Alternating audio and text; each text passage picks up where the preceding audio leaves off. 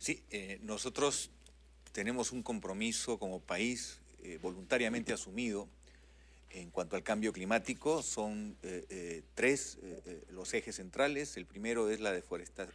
Llevar la deforestación a cero no significa dejar de talar árboles, sino que hagamos de la tala de árboles un mecanismo certificado, es decir, de cada árbol que se tala se siembran tres, de tal manera que ya no perdamos como es hasta hoy, que hemos llegado a perder 150.000 hectáreas por año, básicamente bosques primarios amazónicos. Esa es una primera gran política de Estado, es decir, acabar con la deforestación, la pérdida de bosques que son el pulmón de la humanidad y la esperanza frente a la lucha contra el cambio climático. Y la Amazonía es el bosque, aunque parezca mentira, más importante del mundo. El pulmón del mundo. No obstante ser Sudamérica, uno de los continentes cuyo espacio geográfico no es el más grande, en comparación a Asia, por ejemplo, desde el punto de vista ambiental, el valor que tiene la Amazonía es estratégico. La segunda, el gran compromiso del Perú es llevar la participación de energías renovables a un 40%. ¿Cuál es el porcentaje en el cual se pone en ejecución en la actualidad? Estamos hablando en este momento de que la dependencia de la economía peruana en conjunto a los hidrocarburos es de casi 70%, pero ya hay pasos positivos en el sentido de, por ejemplo, este año han entrado por primera vez en operación al sistema interconectado los primeros parques solares. Esto es algo muy interesante porque en Sudamérica no teníamos experiencia de atención al sistema interconectado, es decir, a la gran demanda eléctrica nacional de un sistema a base de energía solar. Hoy ya ingresaron 40 de los 80 megavatios comprometidos en el sur peruano, Arequipa, Moquegua, Tacna. En los próximos meses ya hemos sido informados que están ya en obra los parques eólicos, son 3 parques eólicos que van a entrar en operación. También debemos mencionar 2 proyectos a base de biomasa. Biomasa es la basura claro, que no la aprovechábamos para generar energía. Ya hoy la basura de Lima se está comenzando a utilizar para generar electricidad, pero tenemos 5 o 6 ciudades del Perú donde no hay un manejo adecuado de residuos sólidos, donde hay que hacer un relleno sanitario y junto con el relleno sanitario pensar en desarrollar un proyecto de aprovechamiento energético. No debemos olvidar que el Perú tiene una estadística muy cruda, es decir, necesitamos manejar mejor los residuos. Tenemos un impacto de la contaminación sobre nuestro Producto Bruto Interno que llega a 3.9%, cuando el promedio mundial en países emergentes, con las características del Perú, es 1,5%. Es decir, salvo Lima, que es aproximadamente el 25 o 27% de los residuos del país, el resto de ciudades, lo vemos en Chiclayo, lo vemos en Iquitos. Es urgente trabajar el concepto de relleno sanitario para evitar este sobrecosto que todos los peruanos tenemos que pagar finalmente. Las personas que viven en las zonas periurbanas coexisten con los residuos. Claro, y eso no es bueno. Y en definitiva, doctor Gamio, ¿no? Eso nos obliga a pensar en un plan de desarrollo energético a largo plazo y de eso justamente vamos a conversar ahora. Doctor Feliciani, ¿qué esfuerzos usted como representante, ¿no?, de esta instancia internacional, de la Oficina de las Naciones Unidas de Servicios para Proyectos de nuestro país, ve que se están haciendo para de alguna manera pues también apoyar estos esfuerzos? Para empezar, con relación a los rellenos sanitarios, sé que se acaba de firmar un proyecto importante del MINAMA, financiado por el BID y por JICA, que es la cooperación japonesa, JICA, sí. Para la construcción de, creo, 27 o 28 rellenos sanitarios, precisamente en el interior del país.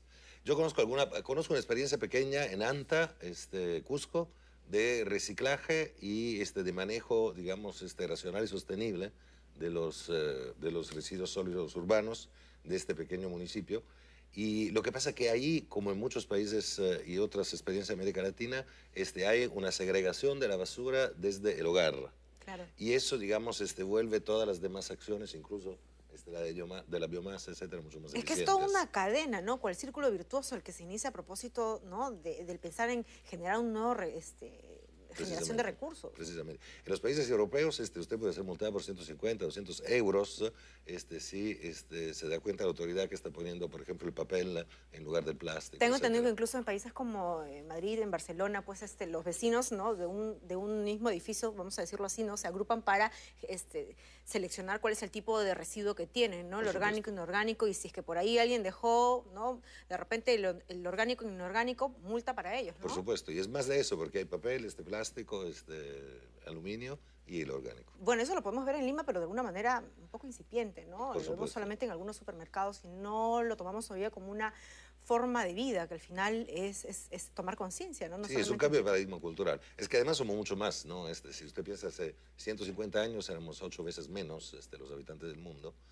Yo, digamos, de profesión soy ecólogo, entonces veo esto del cambio climático y la presión demográfica es muy fuerte. Entonces, en buena hora las energías renovables, además es el año de las Naciones Unidas de las energías renovables, es este año. Claro, y estamos todos llamados a pensar, ¿no? Y pensar en la problemática que se va a generar en función a esto, generar energías que sean mucho más amigables al medio ambiente. Ahora, el doctor Feliciani ha dicho algo muy importante, dos palabras que medulares en este tema del tema del cuidado medio ambiente, ¿no? Que sea racional y que sea sostenido, porque al final estamos pensando en algo que tiene que buscarse a manera de política de Estado y hacerlo de aquí en adelante. Si me permites, por ejemplo, cada árbol que se tala en el Perú aprovechamos el 23%. Solo el 23%. En cambio, en países nórdicos como Finlandia se aprovecha el 95%. Y es más, en el Perú importamos madera e importamos muebles, cuando el Perú esencialmente su territorio tiene una gran vocación forestal y eso viene de la historia. Tenemos el relato de los cronistas en la época de la colonia, la necesidad vital para el Perú por la sostenibilidad de recuperar tantos espacios que fueron deforestados desde la época de las minas. Estoy hablando de la época colonial, se talaba mucho los bosques andinos, tenemos que recuperarlos, tenemos que recuperar también todo aquello que es dañado por el sembrío de coca, por la minería ilegal. Tenemos que manejar con mayor amor y respeto a la naturaleza y eso va a darle sostenibilidad al crecimiento en el Perú. Pero, doctor Game, usted ha sido pues viceministro de Energía y quién mejor, ¿no? Usted para hacerle la consulta. ¿Hay un real soporte para poder nosotros también de alguna manera explotar esos otros tipos de recursos para generar energía? La ventaja que tenemos es que nuestro amigo que es italiano, Europa empezó hace 30 o un poco más esta gran reforma tecnológica que hoy ya es seguida por Asia y es seguida por los Estados Unidos. Han reducido los costos de las tecnologías limpias a un nivel ya competitivo, al extremo que ya se está planteando que no es necesario que existan primas por encima de valores de mercado, que sí debe haber prima por una característica de que se trata de una nueva tecnología que tiene que consolidarse, pero ya no se requieren valores 2 o 3 veces lo que cuesta generar con petróleo. Me explico. En Europa se llega a generar a 40, 45 euros megavatio hora utilizando biomasa, por ejemplo. Y aquí en el Perú y en América Latina y en el mundo entero podemos, dependiendo del precio del petróleo, si está en promedio en $100, podemos generar a 130 o 140 dólares megavatio hora. Es decir, ya es hasta, en algunos casos, más barato producir con energía limpia. Sí es posible. Exacto. ¿Y qué es lo que falta en todo caso? Bueno, ya hay la ley y ahora tiene que cumplirse esa ley, pero yo confío porque se están dando los pasos y es más, he escuchado una reciente exposición del ministro de Energía en el sentido de que pronto viene una nueva convocatoria a una licitación de energías renovables al amparo del decreto legislativo 1002 y ese es el camino por el que Perú va a lograr seguridad energética que es tan importante, ¿no? Y ahora, me imagino que usted, ¿no? Como representante de esta Oficina de las Naciones Unidas de los Servicios para Proyectos, a lo largo de los 20 años que están en nuestro país, ha sido, pues, de alguna manera testigo presencial de muchos de los esfuerzos que también se están tratando de hacer. Claro, para el medio ambiente en general. Y yo solo una cosa adicional a lo que decía Pedro, es que en algunos casos todavía es más caro, digamos. Por ejemplo, la energía solar puede llegar a costar el doble o un poquito más de eso. Y sin embargo, sí, un poco también, retomando lo que pasó en Río +20, si lo vemos desde el punto de vista de la economía verde, y vamos a ver cuáles son los servicios ambientales y la contaminación ambiental generada, aquello que parece más caro termina siendo para la sociedad más barato. Y es un poco, digamos, el camino que estamos tratando de tomar todos los países del mundo hacia, digamos, buscar de internalizar los costos en lo que se llama la economía verde. Eso se llama externalidades, es decir, usar petróleo trae una cadena de efectos y consecuencias, básicamente la contaminación. Nosotros lo vemos en nuestras ciudades, la calidad del aire, por ejemplo, por el uso excesivo de combustibles como el diésel, nos trae problemas a la salud pública. Si empezáramos a transformar nuestras ciudades, haciendo que sean más seguras y promoviendo transporte que no contamine, y, por ejemplo, la salud de las personas, devolviendo la actividad física que es tan importante, que haya ciclovías, que haya un sistema, lo que ya tenemos hoy, por eso yo saludo que vayamos pronto a una segunda, una tercera y una cuarta línea del tren eléctrico. Eso va a reducir la contaminación en la ciudad, va a darle calidad de vida a las personas que van a estar más tiempo en sus hogares. Acordémonos que las personas que antes, ya sea el sistema del metropolitano o el tren eléctrico, ahora toman media hora, 40 minutos, antes eran 2 horas, pero es solamente un 10% del total de la población de Lima. Necesitamos muchas más líneas. Por eso la decisión es correcta.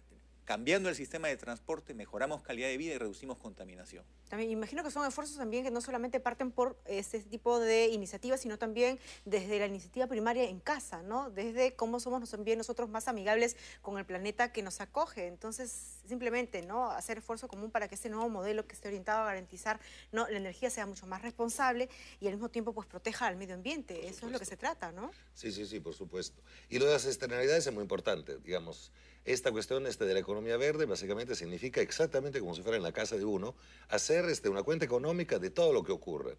Entonces es ahí donde lo más barato finalmente sale más caro, ¿no? Porque cuando yo veo, por ejemplo, la cantidad de gases de efecto invernadero, aquellos que generan el cambio climático, que genera, por ejemplo, la generación termoeléctrica con respecto a la generación de un parque eólico, es impresionante. Entonces, aquello que parece que cuesta $250 dólares por megakilovatio, termina siendo la mitad. ¿Y eso por qué? Porque, por ejemplo, en América Latina tenemos una zona que es Centroamérica y la parte del Caribe, que es la parte de nuestra región más afectada por el cambio climático. Por ejemplo, en Guatemala, en El Salvador, en Honduras, en los últimos 5 años, se ha logrado gastar hasta más del 12% del PIB de un año en gastos relativos a desastres por eventos climáticos generados por el cambio climático. O sea, la cuenta es muy alta realmente. Claro, y el gas natural para el Perú es una gran oportunidad porque si bien no es una energía renovable, es menos contaminante y mucho más económico que el uso de petróleo o hidrocarburos líquidos.